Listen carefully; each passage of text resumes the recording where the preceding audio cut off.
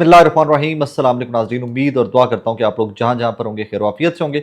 मैंने इस ब्लॉग के अंदर एक तो खैबर पख्तूनख्वा में जो सेनेट का इलेक्शन है वहाँ पर जोड़ तोड़ पीक पे है सियासत, ज़रा उस पर आगे चल के बात करेंगे। लेकिन दो खबरें हैं, पहले मैं वो खबरें आपके सामने रखना चाहूँगा कि हमें रोज़ बताया जाता है कि पाकिस्तान की इकॉनमी जो है वो बेहतर हो रही है, पाकिस्तान तरक्की कर रहा है, इकनॉमिकली स्टेबल हैं हम, इक्तसादी कोई मसला नहीं है। अब इमरान खान साहब पाकिस्तान को डुबोना चाहते थे, इकॉनमी को दिवालिया होते होते बचा लिया में शहबाज शरीफ साहब ने, वगैरह वगैरह वगैरह। लेकिन वी ऑल नो दैट कि पेट्रोल महंगाई किस हद तक है, बिजली कितनी महंगी है, वो सब भी आपको पता है। फिर बेरोजगारी किस हद तक है, वो सब भी आपको पता है। दो खबरें हैं, उनसे सिर्फ तरजीहात हैं ना जो मौजूदा हुकूमत की, मैं वो आपके सामने रखना चाहूँगा, फिर सेनेट पे बात करते हैं। ये खबर है एक तरजीह जो है, आपने देखा कि बड़ी गाड़ियाँ भी सस्ती कर दी गई, छोटी गाड़ियाँ महंगी कर दी गई। रिसेंटली जो बजट आया उसमें उमरा जो हैं उनके लिए आसानियाँ कर दी गई, आपकी और मेरे लिए मजीद मुश्किलात कर दी गई। ये ज़रा खबर पढ़िए, सुनिएगा। मेंबरान पार्लियामेंट के लिए अच्छी खबर, 104 फैमिली स्वीट्स को मुकम्मल करने का फैसला। तामीराती फर्मों से 5 अगस्त तक टेंडर तलब। 2 अरब 88 करोड़ 24 लाख रुपए लागत, 3 माह में फंक्शनल होंगे। दूसरे और तीसरे पैकेज में सर्वेंट क्वार्टर्स, सर्विसेज ब्लॉक और मस्जिद की तामीर होगी। मजमूई लागत 7 अरब 10 करोड़ रुपए। ये आज खबर है जनाब कि वजीर आजम शहबाज शरीफ साहब ने डिसाइड किया, या कैबिनेट ने डिसाइड किया, या रेलेवेंट डिपार्टमेंट ने डिसाइड किया, या मौजूदा हुकूमत ने डिसाइड किया। चलिए ओवरऑल कर लेते हैं कि जनाब ये जो हमारे मेंबर्स हैं ना, ये बड़े गरीब हैं और इनके जो घरशर है ना, यहाँ पर जो फेडरल लॉजेस पहले ही मिले हुए हैं, जो अरबों रुपए की पहले ही प्रॉपर्टीज़ हैं, ये हुकूमत की जिम्मेदारी की होती है मलकियत, ये किसी मेंबर को वरासत नहीं होती है, उनको ट्रांसफ़र नहीं कर दिए जाते, जो जीतता है वो आकर उनका मकीन बनता है। तो अब 7 अरब रुपए जो गरीब हमारे मेंबर्स हैं ना नेशनल असम्बली के, और इनके बेचारों के घरों के लिए, इनके अहलो अयाल के लिए, इनके अहल खाना के लिए 7 अरब रुपया लगाकर इनके फैमिली स्वीट्स मुकम्मल किए जाएंगे 104 के करीब, जिनमें ये हमारे गरीब नुमाइंदे, हमारे गरीब इलेक्टेड लोग जो हैं, फॉर्म 47 वाले भी होंगे, 45 वाले भी होंगे, वो आकर रहा करेंगे। पता है बदकिस्मती की बात क्या है, तहरीक इंसाफ बहुत शोर मचाती है, ये गलत हो रहा है, ये गलत हो रहा है, ये गलत हो रहा है, ये गलत हो रहा है। जहाँ पर अपनी ज़ात का फ़ायदा आता है वहाँ ये सब के सब इकट्ठे होते हैं। तनख्वाहें बढ़ी, कितने तहरीक इंसाफ के एमएनए जिन्होंने कहा जी हमारी तनख्वाहें नहीं बढ़नी चाहिए, हम मुल्क गरीब है, हम डूब रहे हैं, हमारा मुल्क का बड़ा गर्क हुआ पड़ा, गरीब महंगाई से मर रहा है, हमारी तनख्वाहें मत बढ़ाएं, आप उधर लगाएं। सब ने तनख्वाहें ले ली। इन्हीं 104 फैमिली स्वीट्स में से बहुत सारे तहरीक इंसाफ के एमएनएस को भी जाएंगे, उनकी फैमिलीज भी इनमें आकर रहेंगी। सो ये सब के सब जो अहले इक़्तिदार होते हैं ना, जो अशराफिया या जो भी इनके लिए आप महज़ब टर्म इस्तेमाल करना चाहें, ये वहाँ पर पहुँच के एक से होते हैं। उसकी एक मिसाल अगली स्टोरी की जानिब आते हैं तो वहाँ पर भी आपको मिलेगी। एक खबर ये है कि 7 अरब रुपए यहाँ पर लगाए जा रहे हैं। दूसरी एक खबर, आई थिंक इसमें कुछ छापने का एरर भी है, क्योंकि जो दो मुख्तलिफ जगहों के ऊपर खबरें छपी हैं तो थोड़ा सा एंगल डिफरेंट है, लेकिन मैं पहले एक खबर आपके सामने रख लूँ तो फिर आपको आइडिया हो जाएगा। वज़ीर आज़म का टॉपर तलबा को इलेक्ट्रिक रिक्शे और लोडर फराहम करने का ऐलान। जनाब वज़ीर शहबाज शरीफ साहब ने फ्राइडे को ऐलान किया इस खबर के मुताबिक कि जो बोर्ड टॉप करेंगे ना तलबा, उनको लोडर रिक्शे और बाइक्स, लोडर रिक्शे और इलेक्ट्रिक लोडर रिक्शे और वो लोडर दिए जाएंगे, बाइक्स दी जाएंगी। अब इस खबर का एंगल के ऊपर डिटेल में बात बाद में करते हैं। इसकी एक और खबर जो कहीं और छपी है उसमें थोड़ा सा मुख्तलिफ खबर को छापा गया है, शायद पढ़ने में या प्रेस रिलीज में जो हमारे सहाफ़ी भाई जो बैठे होंगे डेस्क पे उनसे थोड़ी सी गलती होगी, लेकिन दूसरी तरफ ये लिखा गया मुल्क भर के बोर्ड टॉपर्स को इलेक्ट्रिक बाइक फ्राहम करेगी। हुकूमत तरजीही बुनियादों पर रोजगार के लिए ऐसे लोगों को इलेक्ट्रिक रिक्शे और लोडर फ्राहम करेगी कि जो बेरोजगार हैं। ठीक है, ये दो डिफरेंट एंगल्स हैं। एक तरफ ये लिखा गया कि टॉपर्स को इलेक्ट्रिक बाइक्स दी जाएंगी, अखबार में एक में खबर लग गई कि जिन उनको लोडर रिक्शे और वो दिए जाएंगे। लेकिन सवाल यहाँ पर ये नहीं है कि किसको क्या दिया जाएगा, सवाल यहाँ पर यह है कि मेरे मुल्क के टॉपर्स जो हैं, जो ज़हीन और ज़रखेज़ तरीन दिमाग हैं, उनके लिए मोटरसाइकिल, उनके लिए मुलाजमत क्यों नहीं, उनके लिए एंटरप्रेन्योरशिप क्यों नहीं, उनके लिए कारोबार के मौके क्यों नहीं, उनके लिए तरक्की के मौके क्यों नहीं। आप मोटर बाइक दे के उनको, चलें हम लोडर रिक्शा आप नहीं दे रहे, आप उनको सिर्फ मोटर बाइक इलेक्ट्रिक दे रहे हैं, तो क्या आप उनसे फ्री लगवाना चाहते हैं? आप टॉपर्स के लिए कि जो ज़हीन तरीन और ज़रखेज़ तरीन दिमाग हैं इस मुल्क के, उनके लिए भी आपकी प्रायोरिटीज़ ये हैं। कुछ डिस्क्रिपेंसीज आती रही लैपटॉप स्कीम के अंदर, शहबाज शरीफ साहब जो वज़ीर आला थे और फिर वज़ीर आज़म बने, लेकिन वो स्कीम बेहतर स्कीम थी। कम अज़ कम वो बच्चे जिनके पास लैपटॉप अफोर्ड नहीं कर सकते थे, ज़हीन थे, लायक थे, वो लैपटॉप लेकर अपने रोज़गार के बहुत सारे मौके मैसर आ सकते थे उनके लिए। ऑनलाइन कोर्सेज कर सकते थे, ऑनलाइन काम कर सकते थे। लेकिन क्या किया जाए कि ऑनलाइन काम करने की तरफ जाती हैं तो हुकूमत इंटरनेट स्लो कर देती है, बहुत सारी फर्म्स पाकिस्तान से बाहर चली जाती हैं। सो यहाँ पर किस किस चीज़ का बंदा रोना रोए, और ये तरजीहात हैं, ये विजन है। आज भी रिक्शे, लोडर रिक्शे, इसके ऊपर ये फोकस है वज़ीर आज़म शहबाज शरीफ का।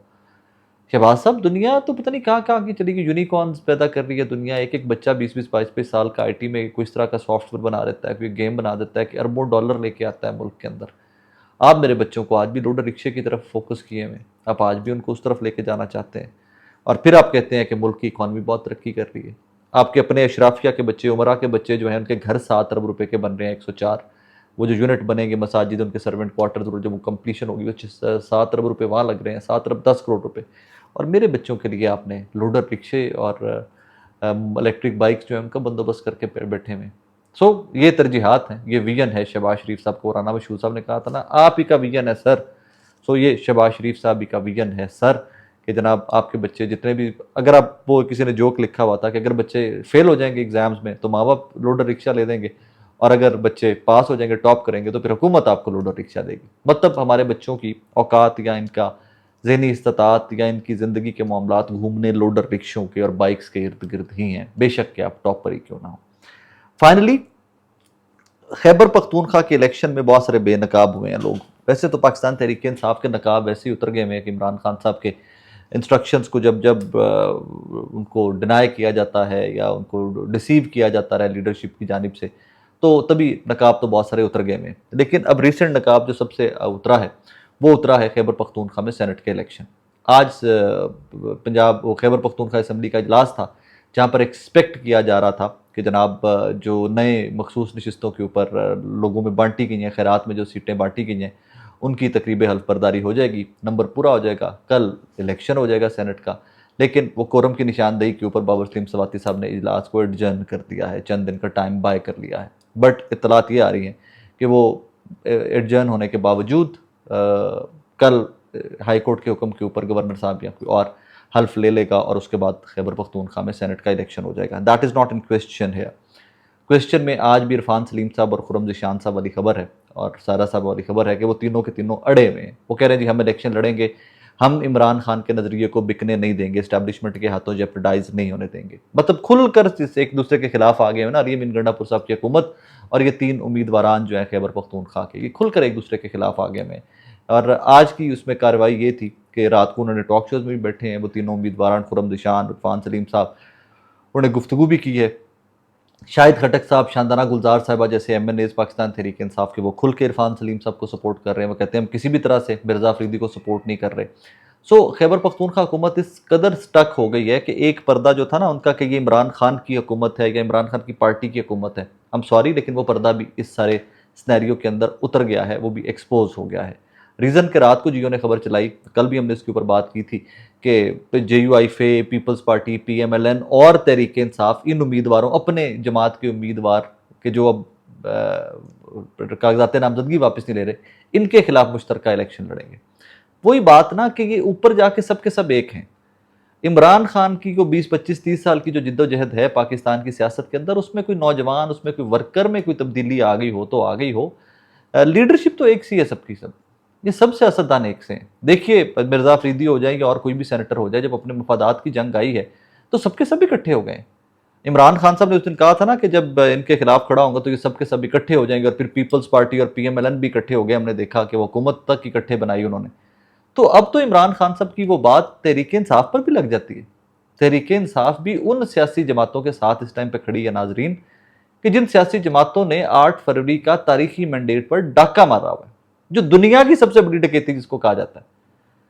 वो तमाम सियासी जमातें जो इक़्तिदार में हैं, जो काबिज़ हैं, जो इक़्तिदार पर काबिज़ हैं, वो तमाम जमातें भी अब तहरीक इंसाफ के साथ खड़ी हैं। सो आज के बाद तहरीक इंसाफ की खैबर पख्तूनख्वा की हुकूमत, इस लीडरशिप के लिए मैं एग्जैक्ट वही अल्फाज का चुनाव रखूँगा कि जो मैं मुस्लिम लीग नून, पीपल्स पार्टी और उन लोगों की हुकूमत के लिए रखता आया हूँ। क्योंकि एक चीज़ खुलकर सामने आ गई है कि ये सब के सब एक से हैं, अपनी अपनी हुकूमतें हैं, अपनी अपनी प्रायोरिटीज़ हैं। वही एक लफ्ज़ इस्तेमाल किया करते हैं पाकिस्तान की जर्नलिज्म के अंदर, मुझे बड़ी नफरत थी पहले उस लफ्ज़ से, अशराफिया।